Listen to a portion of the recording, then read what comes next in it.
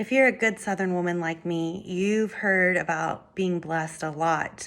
As a matter of fact, here in Texas, we have a saying that we say often, oh, bless her heart, which is usually used more as an insult than an actual blessing. In the Gospel of Matthew, we see Jesus talking about being blessed in chapters 5, verses 1 through 12, referred to as the Sermon on the Mount or the Beatitudes.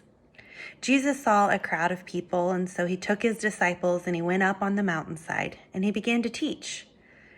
We've heard it said that God's kingdom is an upside down kingdom. But why do people say that God's kingdom is an upside down kingdom? The world would tell you to pursue a blessed life is to have a happy marriage, good kids, a successful job, and financial stability. However, Jesus considers those who are blessed as something different or upside down. He teaches the crowd by saying, "Blessed are the poor in spirit, those who mourn and are meek." This seems counterintuitive, but Jesus shares with his disciples that there is a way to be poor that makes you rich.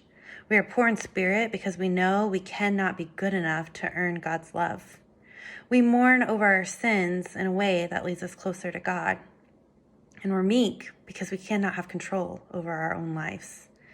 And through this practice, Jesus shares that our rewards will not be seen or felt here on earth, but through eternity in heaven. Once again, we see that the idea of an upside-down kingdom, as current culture seeks instant gratification and reward. The challenge of this sermon is all of these beatitudes we cannot gain on our own, but only when we fully surrender ourselves to him in the scriptures. Through the practice of being poor, mourning, and being meek, we find joy, purpose, and blessing. We are humble ourselves to this way of thinking. Jesus continues by sharing the other beatitudes. We will develop a life of righteousness, mercy, forgiveness, purity, and peacemakers. A peace that the world will not understand. Jesus says that blessed are those who hunger and thirst for righteousness. What a beautiful image that we need to be righteous with Jesus so badly as we need our basic needs of hunger and thirst.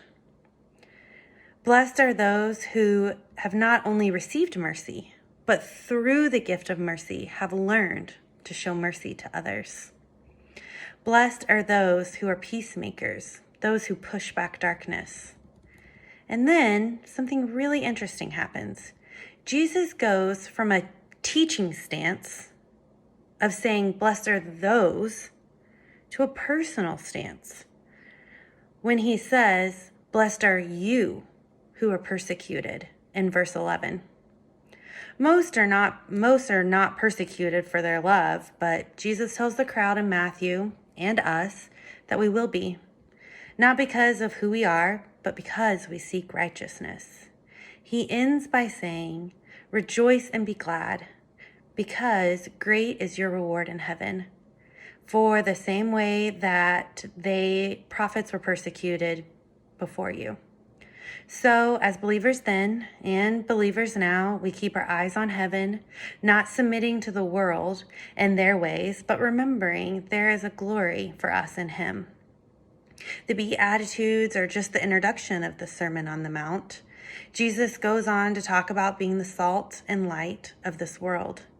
The Beatitudes are first our invitation to right living with God, that we don't have the power to gain on our own, but only through him.